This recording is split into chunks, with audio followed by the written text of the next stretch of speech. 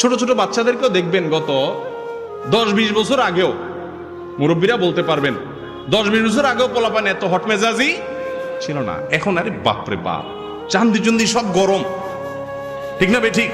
কোনো ঠান্ডা মানুষ টানুষ নেই। চুলের তো নুন ব্যাস করলে ভাঙচুর শুরু করে দেয়। হ্যাঁ, তার সিনারিও দেখার জন্য সবাই অস্থির হয়ে যায়, ঠিক না বে ঠিক?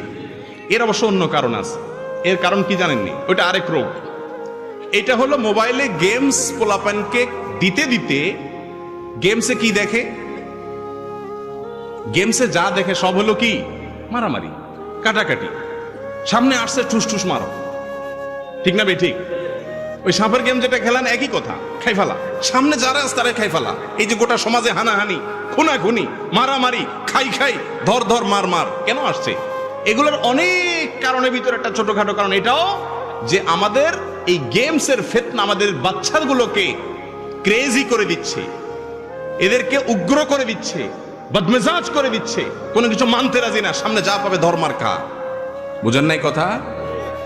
আল্লাহ তাআলা আমাদের সবাইকে সুস্থ মানসিকতা অর্জন করার তৌফিক নসিব করুন।